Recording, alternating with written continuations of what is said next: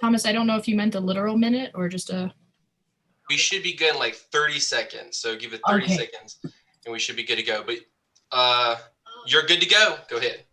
Perfect. Thank you. So today I want to tell you guys about the Blanchard Mine.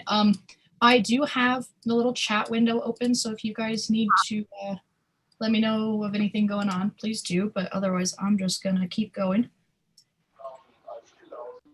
So the first thing that we need to figure out is where we are. And I just need to remind you that New Mexico is a part of the United States. It's between Texas and Arizona to the east and west, and Colorado and Mexico to the north and south.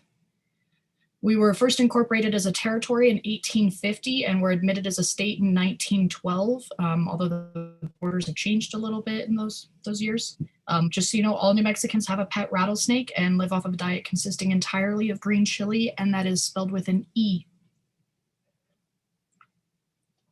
So to get a little bit more familiar with the landscape surrounding the Blanchard Mine, we're going to do a little flyover. So the Blanchard Mine is located in the northern portion of the Sierra Oscura, or Dark Mountain, in Socorro County, New Mexico.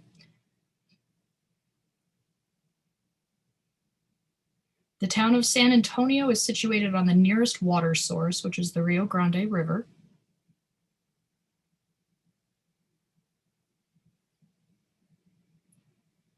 Now, to the east of San Antonio lies the basin Jornada del Muerto, which translates to Journey of the Dead Man.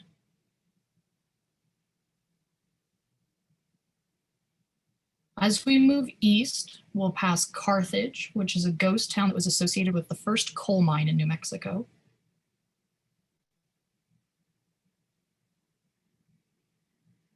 At the base of the Sierra Oscura Mountains, we find the Chloride District in the Hansonburg Hills. This area is of note in further discussion of the history of the Hansonburg District, so just make a note of where that's at. Now, 26 miles from San Antonio, we reach the town of Bingham and the Blanchard Rock Shop, which is about the entire town.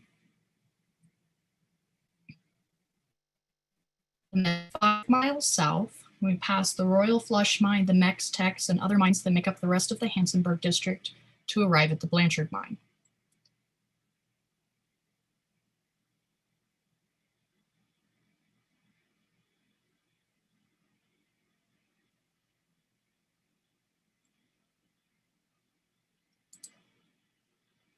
Before we start talking about the history and the specimens of the Blanchard, I'd like to give just a brief background to the geology of the district.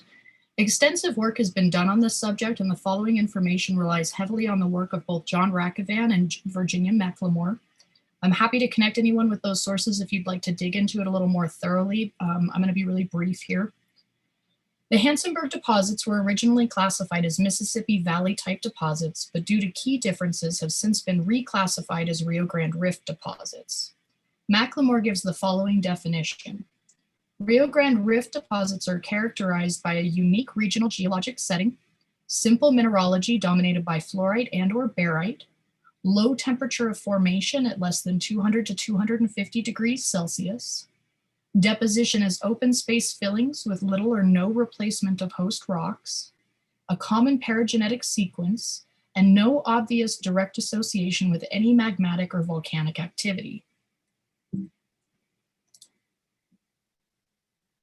The Sierra Oscura are composed of basement rocks of Proterozoic granites and gneisses overlain by Pennsylvania formations of limestone shales and interbedded Arcosic sandstones. Mineral deposits occur primarily in open space fillings related to karsts within the Council Spring member of the Pennsylvania Madera group limestone.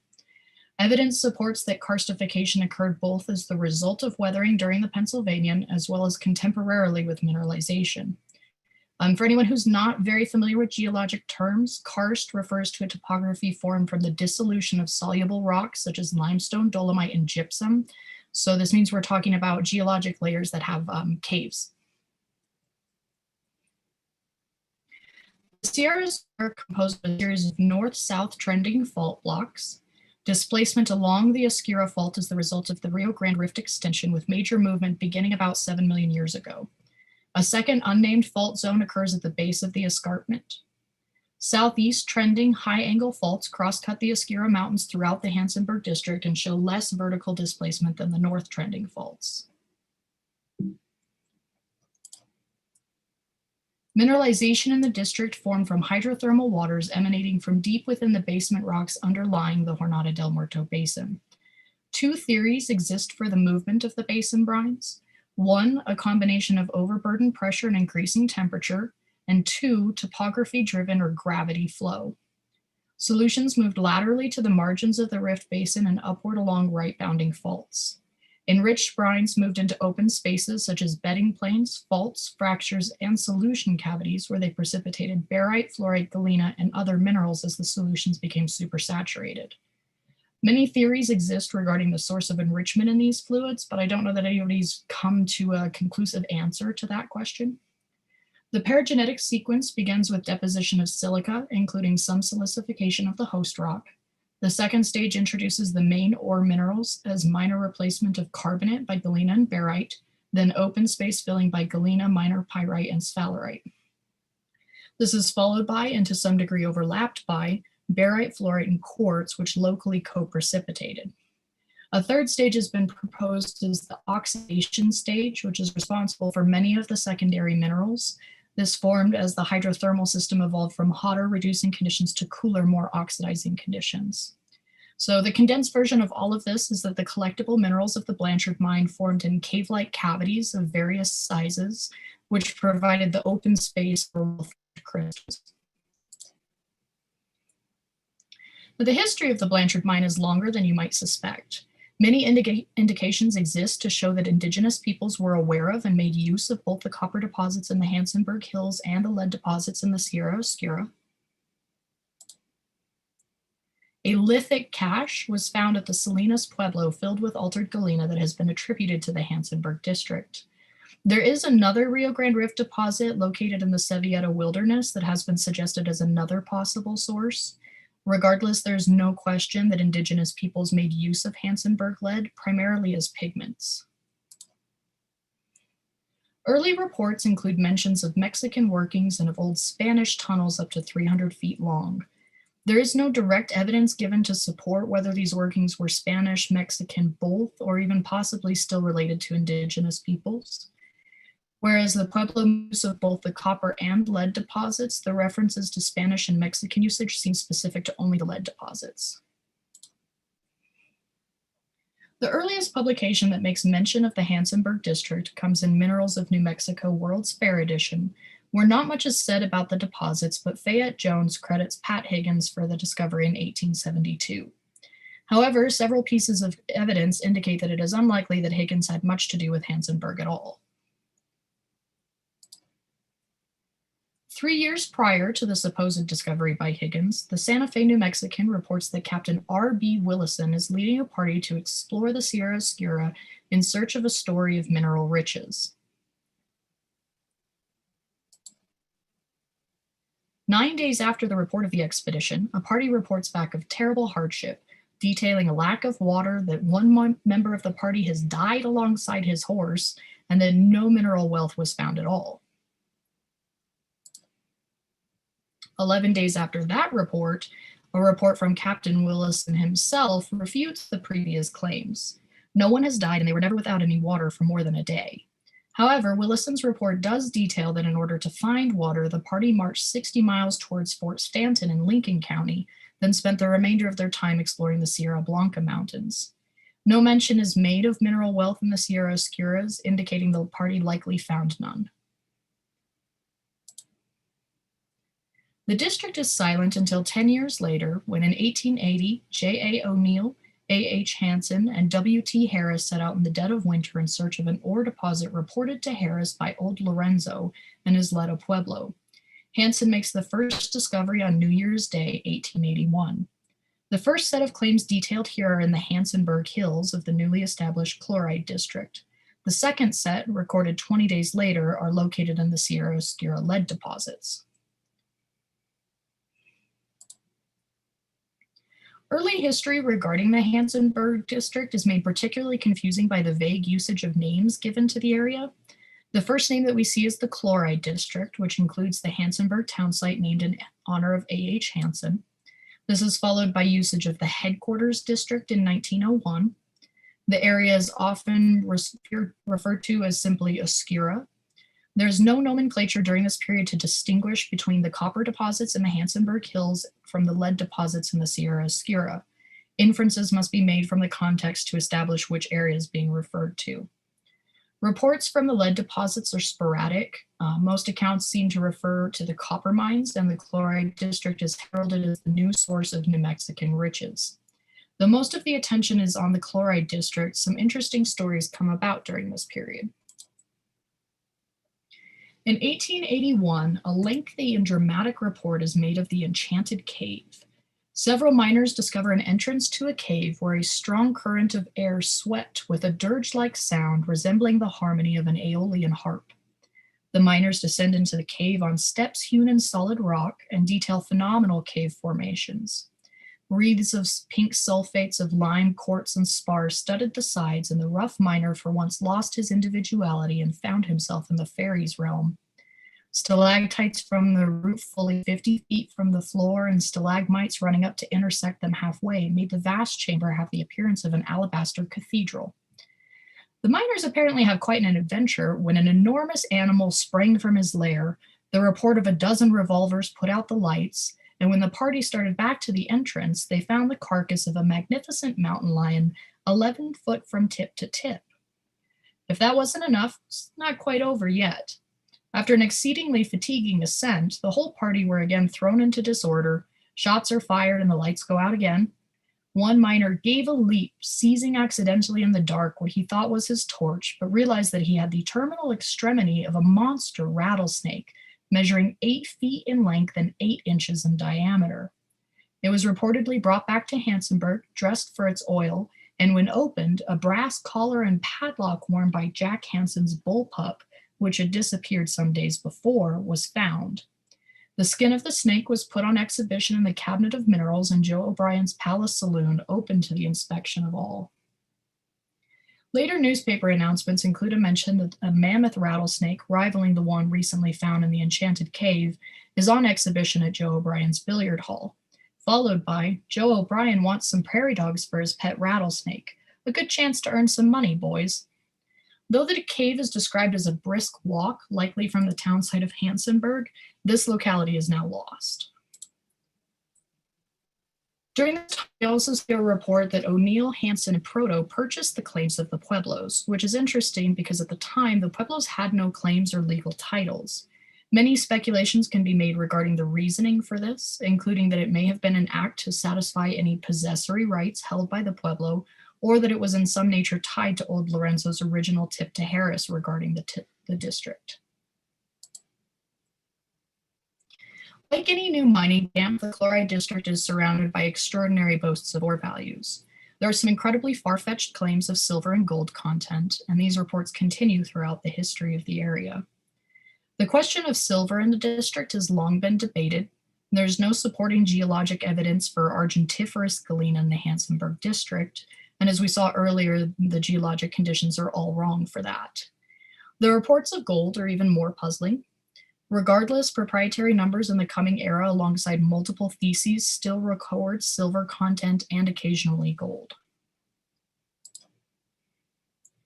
In 1892, we see a mention of the district's mineral specimens, forming the most beautiful cabinet specimens to be found in New Mexico. Enthusiastic and regular reports of the riches of the Chloride District began to decline and optimism wanes. Early reports boasted of readily accessible water, then of plans to sink wells, which were clearly not effective. Similarly, reports talked about plans to connect a railroad to the Hansonburg area, either from Carthage or from San Pedro, a ghost town south of San Antonio, over to White Oaks. The railroad never came any closer than Carthage, still 20 miles away across the Jornada del Muerto. Reports indicate absence of activity in the Chloride District from the mid-1880s onward, and the closing of the post office is the proverbial nail in the coffin. The Chloride District has boomed and busted. Dr. E. Peters issued a rather prophetic statement regarding the lead deposits in an 1882 article in the Engineering and Mining Journal. The present outlook is not a tempting one, and several miners who are engaged in sinking shafts on 2 or more of these veins are to be commended rather for the perseverance they are displaying under depressing circumstances than for their judgment in the selection of a mine. The district goes silent.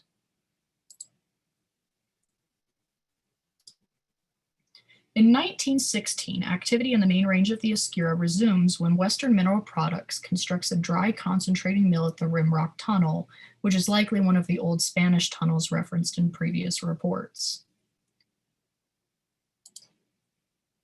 A private report written by Marion McCarthy for Western Mineral Products Company includes a map of the mining camp. The Rimrock Tunnel in an open cut is depicted on top of the hill with a gravity tramway running down to the mill. McCarthy's work with Western Mineral Products Company is the origin of the name the McCarthy Lead Mine. And for any of you who have ever been out to the Blanchard, here's how that lines up with the site today.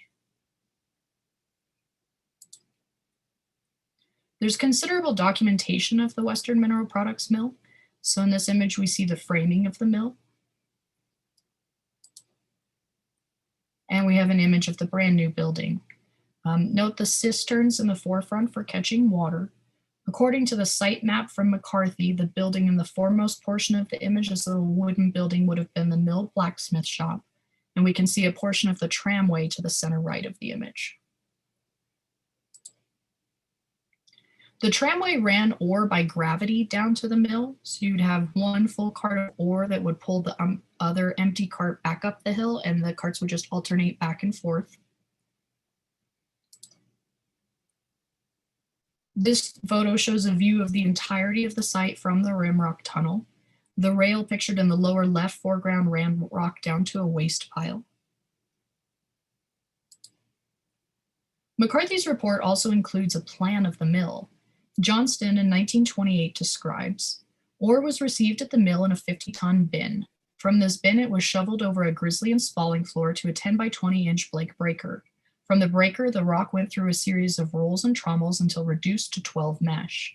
This crushed material was allowed to fall through an ascending blast of air to be dedusted into the crushed ore bin. A plumb pneumatic jig was fed from this bin. The power unit is situated adjacent to the south side of the mill and consisted of 2 semi-diesel engines totaling 100 horsepower.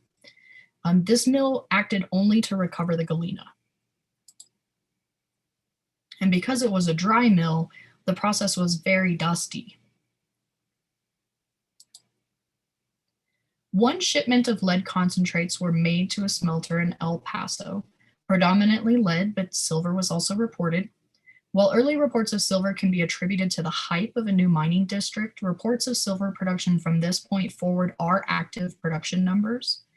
Reports of silver and even gold will continue throughout the rest of the mine's history. You are free to speculate on the reason for this because I haven't figured that out yet. Western Mineral Products Company operated the mill for 1 year and then the property fell idle. In 1936, we see the earliest known advertisement for Blanchard Mine specimens. Despite earlier note of mineral specimens and this indication that they were being marketed, historic Hansonburg specimens seem to be missing from collections. Neither the New Mexico Bureau of Geology and Mineral Resources Museum nor the University of New Mexico Museum have specimens dated any earlier than 1957 to 1958. The oldest known specimen in a museum that I'm aware of is a fluorite that resides in the Harvard Mineralogical Museum that was purchased around 1950. In 1936, brothers W.E. and F.L. Blanchard, aged 66 and 56 respectively, began to file claims, beginning what will become decades of Blanchard family ownership of the area. It does not appear that the Blanchards had much success operating the mine themselves. There are only 2 reports of small ore shipments in 1938 and 1939. In 1941, we see a report that the Cooney Mining Club field trip visits the Hansonburg Lead Mine. This is the earliest record of a collecting field trip to the Blanchard. Now, the lack of early reports from the Blanchard brothers' operation may be tied to a detail found in the recollections of Porter A. Stratton, son of Earl Stratton. In January of 1942, the Blanchard mine was included in the Alamogordo bombing range that would eventually become the White Sands Missile Range. All property holders in the range area, which were predominantly ranchers but also miners, were told that the government was leasing their properties and they would be returned to them at the war's end. In 1945, the world's first test of a nuclear weapon was detonated at the Trinity site, which is marked here by the yellow star. Per Stratton's recollections, at war's end, it became apparent that the government had no intention of returning the property. The Blanchard brothers requested the help of a congressional delegation to have their mine excluded from the range. They were successful and resumed operations. One could presume that the notch in the northern border of the White Sands Missile Range that perfectly excludes the Blanchard mine from the boundaries may have something to do with this series of events. By 1947, the Portales Mining Company is leasing the property. The Portales Company is composed of 4 men from Portales, New Mexico: Paul Ridings, Clarence Barrett, T.T. McCaslin, and Earl Stratton, father of the Porter Stratton of the previous recollections. There are reports of Portales Mining Company production from 1948 through 1954, primarily of lead, but also copper, zinc, silver, and gold. In this instance, the report of zinc is unusual. Zinc is certainly present at the Blanchard, but this is the only record that I've come across that mentions any production of it. During this time, the Portales Mining Company built a crusher and an ore bin near the Portales adit, which was previously known as the Rimrock Tunnel. Between 1950 and 1951, both W.E. and F.L. Blanchard die. After F.L. Blanchard's passing, his wife Ora waited a short time until her youngest daughter graduated high school, and then she moved into a house at the base of the mine, later also living in another small house near the Blanchard Rock Shop. Visitors from around the country and the world came to visit Ora's mine. She reportedly kept a ledger of all her visitors and was seeking to fill all 50 states. The vehicle in this image belonged to the photographer. As far as I'm aware, Ora never owned a car. After the Blanchard brothers passed, reports list the ownership as Blanchard Estate. At some undetermined point, some ownership of the property is transferred to Bertie Cleghorn, listed in different sources as a successor to Phil H. Blanchard, deceased, as a niece, and as a protege of F.L. Blanchard. A 1958 report states that the Blanchard Cleghorn group, consisting of 6 or 7 claims, is owned in undivided interests of 11/24 by Mrs. Blanchard and 13/24 by Bertie Cleghorn of Portales, New Mexico. It's not yet entirely clear who exactly Bertie Cleghorn was, but it is of note that Ora Blanchard was not the sole owner of the property. Stories about Ora differ greatly.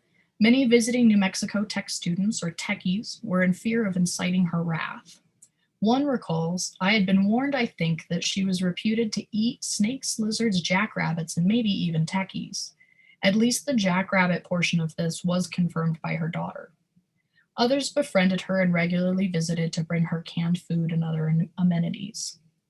Reports vary as to whether Ora would charge a fee.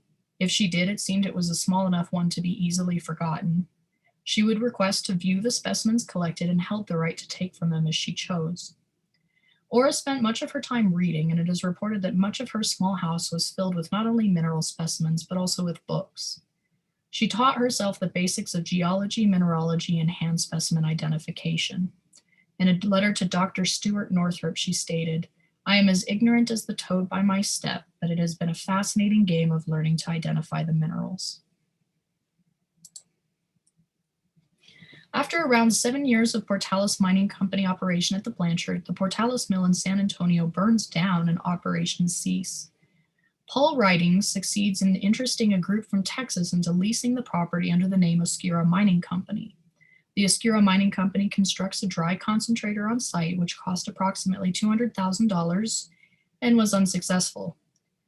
During this time, a lot of bad feelings come up between a lot of different parties at the Blanchard. This coincides with a dispute with Clarence Barrett and the upper workings, multiple efforts to establish actual boundaries to the claims, a lawsuit that eventually pushed the Oscura Mining Company out of the property, and just a lot of unpleasantness well into at least 1958.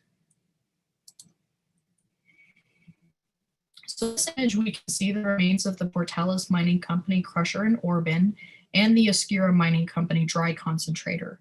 Most of these structures still exist on site today. The Western Mineral Products Company mill that we saw would have been situated further down the hill, seen center left in this image, and there is nothing remaining of that structure today. In 1958, the Sunshine Mining Company, a silver company best known for the operation of the Sunshine Mine in Idaho, begins exploratory work. This includes, most importantly to mineral collectors, driving 6 adits totaling 2,300 linear feet, numbered 1 through 6 to reflect the sequence in which they were driven. Per Porter Stratton's recollections, writings of Portales Mining Company believed that a larger company may be able to profit at the Blanchard, and he was responsible for contacting Sunshine Mining Company. After their exploratory work, Sunshine Mining Company is interested in operating the property, but determines that ore prices are currently too low. They work to negotiate a lease agreement in which advanced royalties are paid up until the mine can operate profitably, after which the advanced royalties would be subtracted from the current royalties. Ora Blanchard refuses this provision and the negotiations end. There's sporadic mining that continues for the next several years. Ora had a congenital heart defect and was not supposed to live into young adulthood. This did not deter her.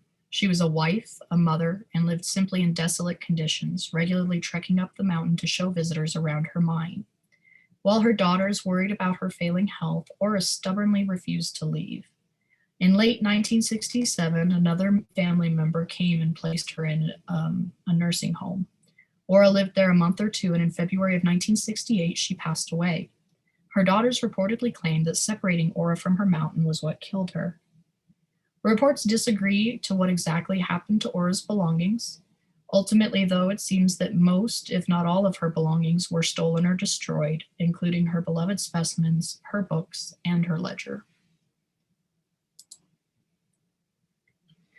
After Ora's death, the new caretaker on the scene was Sam Rattlesnake Jones. Sam had previously lived in Socorro, and he and his wife Vera had a very close friendship with Ora. Sam and Vera moved to Bingham after Ora's passing and maintained the rock shop. Sam would, for a fee, take the visitors up to the Clarence Barrett workings, which he would turn over with a backhoe and allow collecting. He had a pit outside the rock shop in which he kept rattlesnakes. He would reportedly remark that anyone caught trespassing on the claims would be thrown in his snake pit. Over the next few years, Basic Earth Science Systems, Inc., or BESSY, conducted exploration, including core drilling. In 1979, René Steensma, a Dutchman who spoke 7 languages, had the equivalent of a master's in engineering, and was associated with both Hansonburg Mines Incorporated as well as Mineral Operating Company, proposes a new method of milling that would render mining at the Blanchard profitable by processing all 3 economic minerals, galena, as well as barite and fluorite. Mineral Operating Company, or Minopco, begins building the mill. $2 million was spent in milling equipment and construction costs. The mill ran for less than 30 days and then clogged with fines. It's likely that the failure was recognized within a week. Control of the Blanchard Mine Group passes to Western General Resources. In 1983, no assessment work was done, and since the claims were unpatented, this left them open to claim. In 1987, the Blanchard Mine Group was claimed by Ray DeMark and Brian Huntsman. Now we have to backtrack for a second because I want to tell you the story of Brian Huntsman's 1980 linarite find. This was prior to Ray and Brian's claim, and Brian was trespassing at the time. Brian's linarite pocket, as it's usually called, wasn't a pocket. It was many chunks that were brought down by blasting a loose slab from the ceiling. Brian and his friend blasted down the rock, waited for the dust to settle, and then began to rummage through the pieces. They started coming across crystals that didn't look like anything they had ever seen, and it took them a while to comprehend that the crystals were actually linarite. Brian's friend was completely speechless. Brian apparently just kept saying, "Oh my God," over and over again.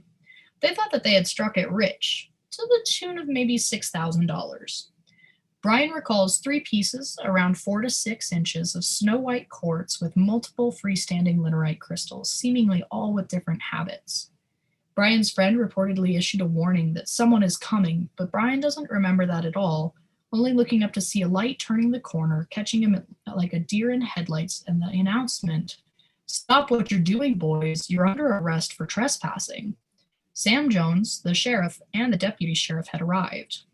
Brian and his friend are arrested, spend 12 hours in jail, and then are released on their own recognizance. After weeks of sleepless nights, they returned.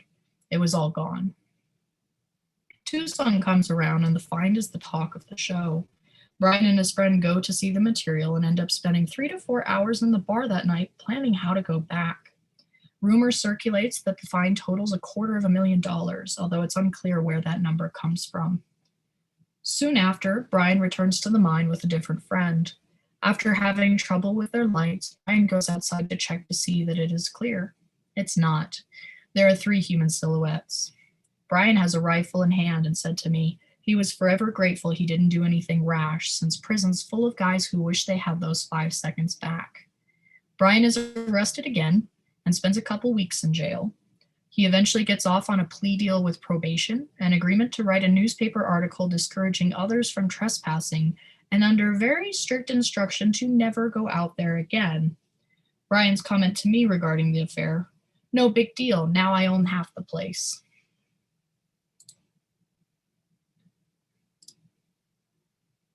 The new owners take on the property with enthusiasm, operating with the sole purpose of recovering mineral specimens. The mine has long been made available for field trips for mineral clubs and educational groups. Trips were led as early as August 30th, 1987, when the Albuquerque Mineral Club took a trip that was the first time Mike Sanders collected at the Blanchard. In 1990, Mike Sanders joined in partial claim ownership. Here we see a photo including several well-known figures from the mineral world. From left to right, we have Bob Jones, Marty Zinn, Ray DeMark, Barbara Munchin, and Peter Bancroft. Note the date of November 11th. This would have been a field trip held prior to the 8th annual New Mexico Mineral Symposium. 27 years later, prior to the 35th annual New Mexico Mineral Symposium, on a field trip that is now a tradition, I collected at the Blanchard for the first time. Now, the Blanchard is best known for its Blanchard blue fluorite, which is best found set in stark contrast on white quartz. Many Blanchard fluorites are beautifully color zoned, most commonly seen in purples and blues. Color can range to purple, to green, and very rarely an exquisite blue-green. This was recently on a Rocks and Minerals magazine cover, not the last one, but the issue prior to that. Cubes are dominant at the Blanchard, but a range of other habits exist, including hexoctahedral, tetrahexahedral, trisoctahedral, dodecahedral, and octahedral, and any mixture of all of those. Quartz as a mineral specimen from the Blanchard is relatively uncommon, and not to say that quartz is uncommon. There's a lot of quartz out there, but as well-defined specimens, they're infrequent. It occurs primarily in cavity linings associated with the original silicification of the limestone and as a late-stage overgrowth. Both smoky quartz and amethyst are known to occur. Most attractive specimens of quartz usually involve a quartz coating over other minerals, including fluorite, galena, or barite. Now, of Brian's linarite discovery, this is perhaps the specimen that most people are familiar with. Much question exists about where the other specimens ended up. There are reportedly 2 in the Smithsonian, 1 at the Paris School of Mines, and the rest are suspected to have ended up in black hole collections. There is another more daunting possibility to explain the missing specimens. Brian told me that after his probation from the second arrest was over, he went back to retrieve his rifle and had a conversation with the sheriff, who remarked, "Those crystals you guys were getting were really pretty. I got me a few of the pieces of that stuff that night." He describes them as all kinds of different ones, like the skyline of San Francisco. Brian recognized this as similar to the 3 exceptional pieces he remembered studying in the mine and asks if the sheriff still has them. The sheriff responds, "Nah, the kids probably broke them up and they got swept out the door." On a broad scale, the mineralization in the Hansonburg District is fairly uniform. However, there are exceptions of phenomenal finds found in one pocket and not yet seen again. Exceptional crystals of linarite pseudomorphing to malachite were found in one pocket in the Sunshine number 4. Similarly, one pocket of V-twin cerussite crystals up to 6 centimeters was found in the Sunshine number 6. Now, barite is common throughout the Blanchard, though it's most often as massive intergrown crystals. An intact barite crystal from the Blanchard is relatively hard to come by, but they do get very good. This one's another exceptionally sharp example of barite coated in a late stage quartz. Gypsum is found throughout the Blanchard, often as late stage filling or pods in remaining empty cavities. However, there are also exceptional gypsum crystals, and I'll ask you to make note of the scale on this specimen because it's big. The previous specimen was actually extracted from this very pocket. We also see a great example here of these massive gypsum pods. Ora Blanchard reportedly referred to this material as petrified snow, which I think is very fitting. Now, for all the attention towards galena and the history of the mining at the Blanchard, galena is not often the thing talked about in the mineral collecting world. I think that's a real shame because I think the galenas are perhaps one of the most interesting mineralogical occurrences at the Blanchard, and they're certainly my favorite. Nearly every specimen of galena at the Blanchard is altered. The vast majority of Blanchard galena specimens on the market have been abraded to reveal the internal unaltered galena. You can see an example of that in the left-hand picture. The specimen on the right has not been abraded, but was enclosed in a caliche, which protected it from alteration. Now, the primary alteration of galena is anglesite. So here we see an example of that as a really interesting intergrowth with fluorite. The little orange blebs in this image are actually little wolfenite crystals. The anglesite will then alter to cerussite.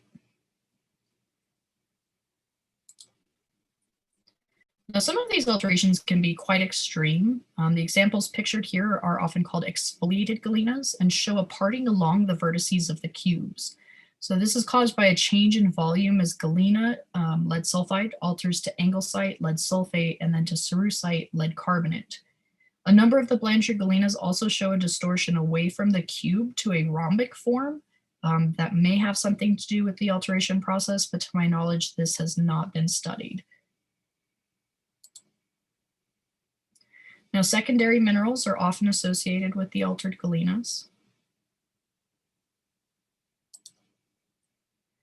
And because of the chemical relationship, linarite is frequently found paramorphing altered galena crystals. This can result in either a partial or complete coverage of the cubes. In this particular case, we also see the malachite pseudomorphing linarite. And for a fun bit of provenance, this specimen was collected by Mike Sanders on his very first trip to the Blanchard. Another interesting association that's relatively unknown from the Blanchard is galena motramite. Very little remains of any of the primary sulfides. They are typically only seen in cases where they were encased in another mineral and protected against alteration. Sphalerite is typically only found encased in gypsum pods. Chalcopyrite occurs similarly, as well as in microinclusions in fluorite. However, alteration from sphalerite has resulted in secondary hemimorphite. This is a more unusual hemimorphite specimen for the Blanchard as it's included with cuprite. Another zinc secondary is found in very isolated occurrences of smithsonite. Brochantite is common throughout the Blanchard mine. There is a tendency to label anything green at the Blanchard as brochantite, despite a fair occurrence of malachite and the occasional antlerite. So I just issue a little bit of caution with that. At one point, there was some movement to name a new mineral species, Blanchardite. Unfortunately for Ora Blanchard, this wasn't possible because the mineral was brochantite. Another fairly common acicular tuff to be found is cyanotrichite. Absolutely beautiful, very difficult to get out of the mine intact. Cyanotrichite is also found intergrown in late-stage gypsum. Now, it'd be vastly irresponsible of me to neglect the micro world that occurs at the Blanchard. Not all micros will be shown here, but I will include a small tasting.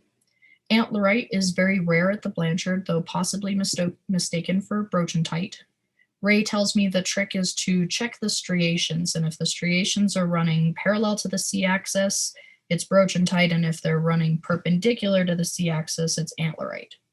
Pro tip.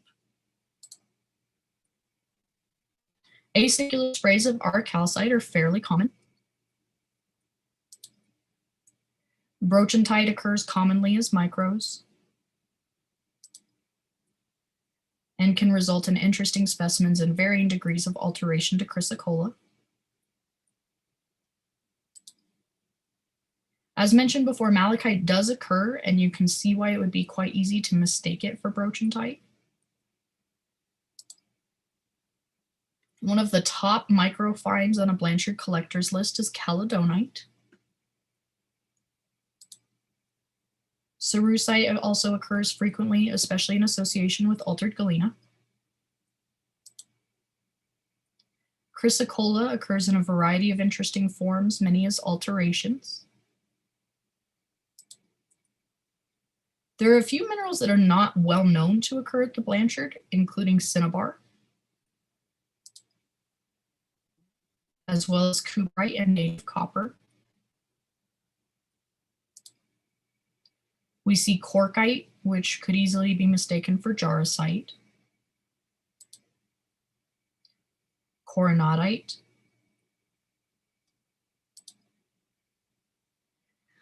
early reports regularly mention covalite as one of the primary alterations of galena, listed immediately after anglesite and cerussite. Some galenas do show a superficial iridescent film, though this is not usually recognized to be covalite. Some experimental work done by Yoshihiro Kobayashi has demonstrated that covalite can form as a superficial alteration on galena, but further work is needed to confirm that that's actually what's happening at the Blanchard.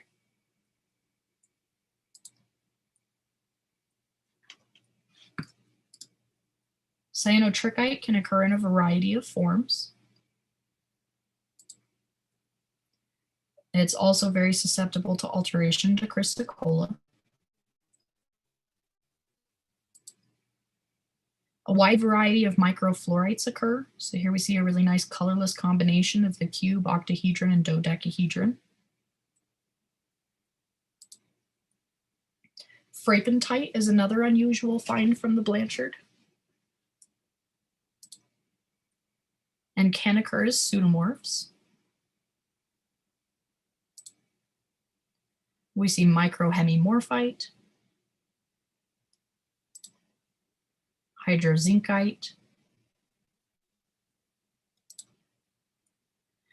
jarosite has been instrumental in studying the conditions of mineralogical formation in the Rio Grande Rift. Argon dating of jarosite in the Hansonburg District has revealed mineralization ages of between 3.8 to 8 million years ago, which is remarkably young in geologic terms. Since the Rio Grande Rift is an active rift zone, many deposits may even be currently forming. Jarosite is also quite beautiful. We see exquisite linarite micros.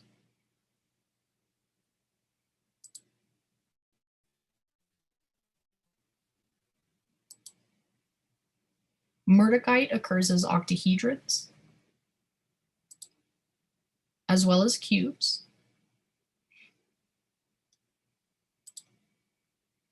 Otavite is a bit odd, as the Blanchard is not known for cadmium.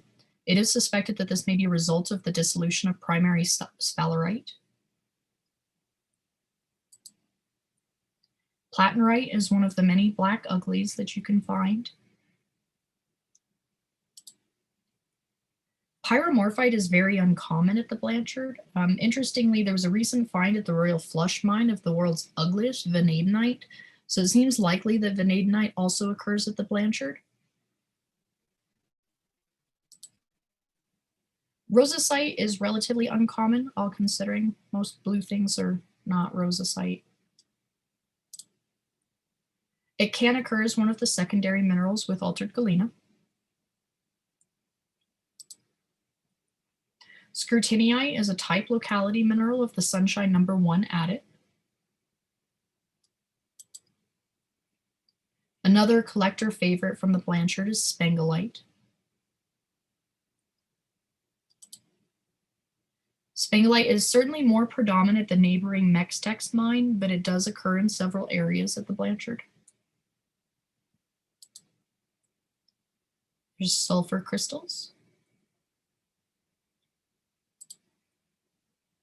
And one of the final micro favorites from the Blanchard is wolfenite, which most often is found as dipyramidal crystals. There's been much work done regarding the history, geology, and mineralogy of the Blanchard mine. A fair number of questions still exist. Though the Blanchard mine was never a viable source of metals, it has a history rich with perseverance and determination, and to this day holds the same indescribable allure that has captivated mineral collectors for over 100 years. It seems fitting to me that the mine carries on today much like it did under the watch of Ora Blanchard. And I'd like to just thank everyone who was so helpful during this project. The mineral community is amazing.